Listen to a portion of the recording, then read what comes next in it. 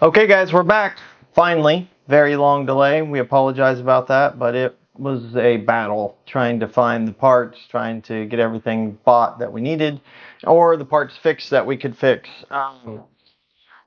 The cylinder heads, Brad, he did, and we're going to show you here in just a minute, he did a really nice job. The heads are beautiful. He did a great job on those heads.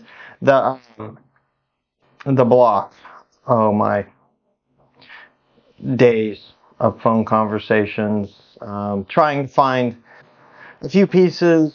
And I started out, I absolutely did not want to separate this engine from the car. I didn't want to buy another engine, although that would have been much cheaper and probably much easier, because there were a couple of engines in Europe that I could have bought, just plopped in the car and been done. But I couldn't do that to the car. I just feel like that's wrong. So treating it as if it's one of my customers, say, hey, keep the serial number with the car. It means something, especially later in life. So this car has the original engine. It is all repaired and just as good or better than when Lamborghini did it. Put new rings, bearings, all of that in it. It is good to go. Came back mile high, fixed the crankshaft. The crankshaft was absolutely unobtainium. I could not find one anywhere. So it's all fixed. We've got everything ready to go. We're going to assemble the lower half, hopefully in the next day or so. And then from here, it should scoot right along. We should be able to get the cylinder heads on as long as we're not missing parts. I've tried really hard to get all the parts that we need. Yeah, Chaz is going to be leaving me here in, 2 months? So that sucks. We're going to miss him. He's been a big, big part of this whole thing. He's worked for me for almost a decade. And so this will kind of be our final hoorah, hopefully, to get this thing all done.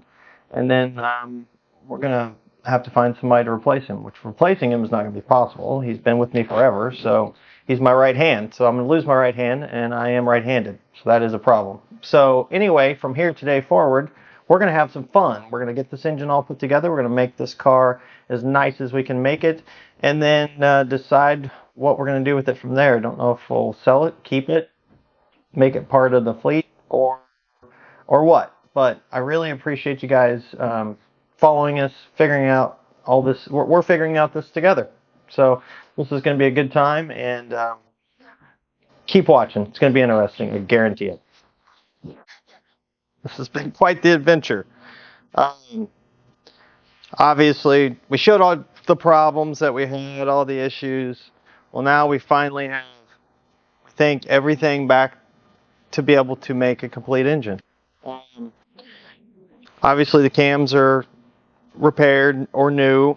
The head is repaired and all fixed up.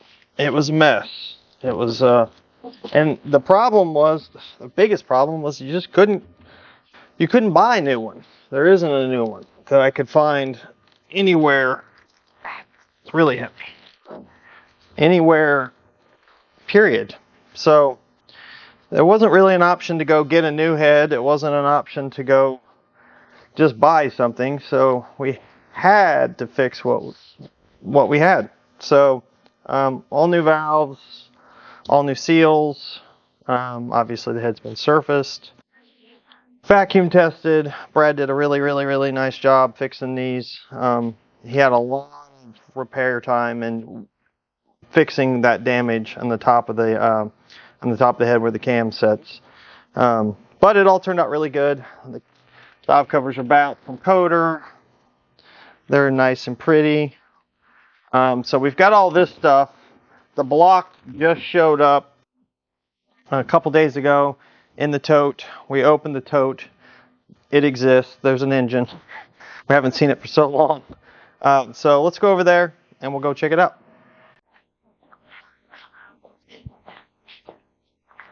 Okay, here it is. In all of its glory. Also was a huge nightmare. Obviously we wanted to keep the block that belonged to this car with this car. So it was very important to me that we did not replace the block. We could have replaced the block. That was an option.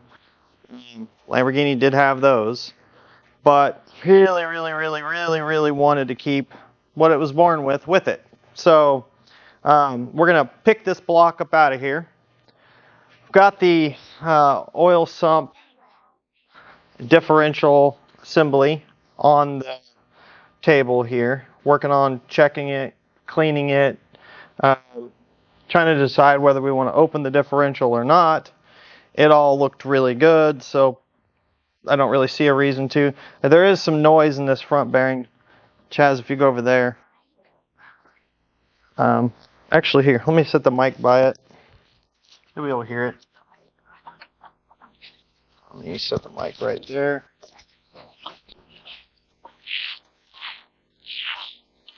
So that bearing doesn't sound very good. That bearing does not sound very good. So we'll probably go ahead and, not probably, we will. We'll change this bearing. That's all that's left. There's nothing else. It's not replaced. Clean this cavity all out. Got the windage tray here. Tried to keep the original writing on it the best I could. So that's good. Anyway, so the next thing we're going to do, actually here's one pile of parts. Mostly just seals and gaskets and stuff. Kind of had to get this stuff a mixed bag from all over the place. These tensioners here, not going to make any sense probably, doesn't really matter, but these things are just absolutely impossible to get. I had a heck of a time finding this particular one. And they make a mechanical one that you can set it and then you have to come back and reset it. You have to continually tighten that over its life. I know these are, a lot of people like the idea of that, but what I don't like is to get to the one on the lower drive, you have to pull the engine back out of the car to reset the tension on the timing chain. That just didn't make any sense to me. That doesn't make sense. So these are the newest part number that Lamborghini has. They should be the best ones that they make. We've got all the seals and gaskets here. Today we're going to try to marry that to that. And then once we get that in one piece, we'll get the oil pan assembly on it. And then after that, we should be ready to put timing chains and heads on. So hopefully I have everything that we need. I think I pre-ordered everything that we need. But every time we work on something, we find something that we need. So I'm going to pray that we have everything. Chances are we don't. So we're going to do the best we can to get that in one piece today. And then the next thing we'll do is get cylinder heads on, get it in time, do a leak down test. The cylinder block, I've got the guys at Manitowoc up north that repaired this block did just a fantastic job. So the number 3 bearing was spun, which you guys saw, and again, I wanted to keep this block. Well, to do that, usually you'll weld it up and then you'll machine it down and all of that. Well, that's not what they did. They actually did a way nicer job than that. I have pictures of it so I can show you guys what they did. So I can't take any credit for that. They did that. Anyway, we saved it. It's as good or just as good as it was the day it was made. It's got new rings, new bearings, obviously. So hopefully, from here forward, there's no surprises. So anyway, here we go. Okay, guys, here we are. Got the crank in it, rods, pistons, and this is the front timing assembly, the lower timing assembly, I guess you would call it. So here's your tensioner.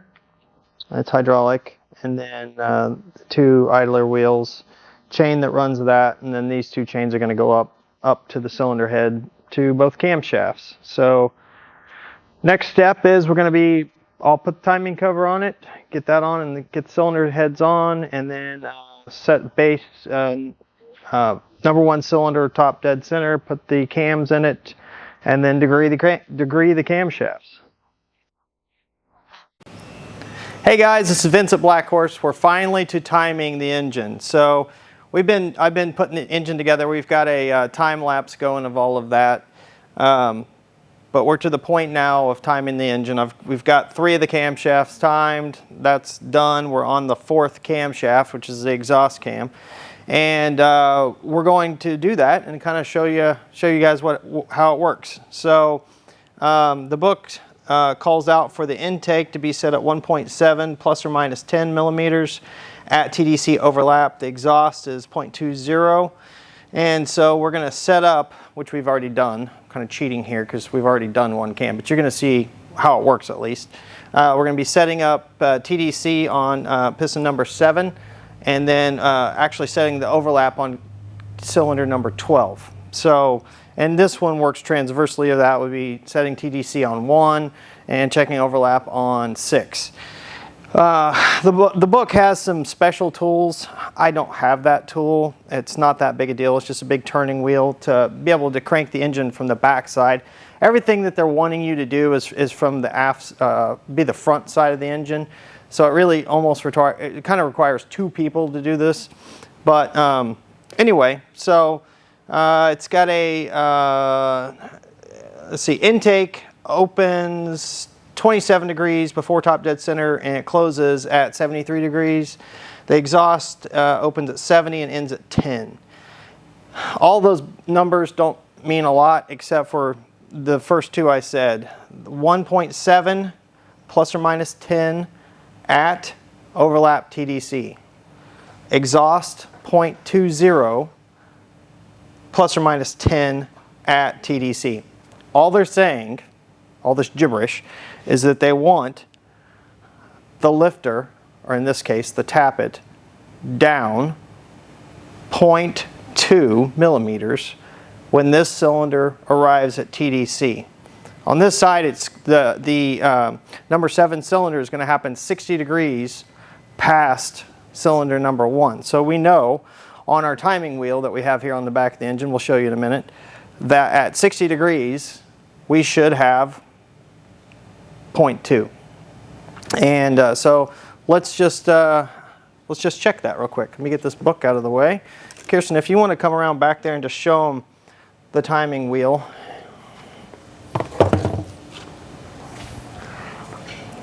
So after we set true TDC, basically what we'll do is we've already done all of this, but use a piston stop, bring the piston till it hits hits a stop where the spark plug goes, and then roll the other way, hit the stop, and divide that by 2. That's true TDC. And then we've got this gauge here that also measures TDC. It's just not as accurate as the timing wheel if it's used properly. If this is used wrong, you really screwed up. I'm blind, so I have to have these, so forgive me. But another thing that can affect all of this is your clearance. So if the clearance is too wide here, obviously it'll have noise and all that stuff, but you want to make sure that the valve clearance is set properly. And it's 0.35 and then the exhaust is 0.50. Anyway, all that gibberish to do this. What we're going to do is we're going to bring it back to true TDC. And we know that these are close, so I'll use that as a reference. So I'm going to back the engine up. You want to back it up 20, 30 plus degrees. Get that out of there so that's not making noise. You want to back it up at least 20 to 30 degrees before the action that you actually want to read, because you have to get all the slack out of all these chains before you get to that point. So you see how much, look here, show them that, Kirsten. That's how much it moves, nothing's happening. See that? So we got to get all that out. So I'm before what I'm wanting to read. Going to roll it around to TDC number 1. And then I'm going to go check my wheel. Again, this is why it's kind of a 2-person job. About 1 degree off. That felt like more than a degree. If you go too much, you got to go back.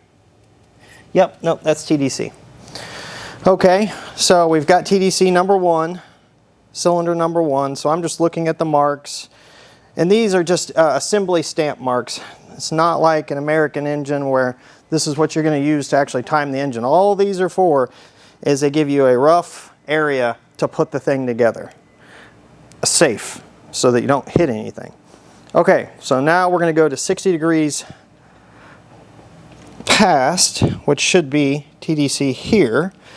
If you show this gauge, Kirsten, over here in a second, it's going to start coming up. My ratchet snapped. That's not a pretty noise when you're timing an engine.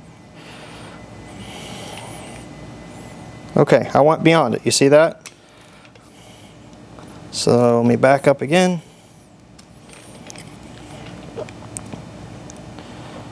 Why don't you look at that timing wheel and tell me as we're getting close, Kirsten? That's 50. Yep. Yeah, there's 55. 55, 59. Slow. And there. Okay, see if it relaxes. Yep.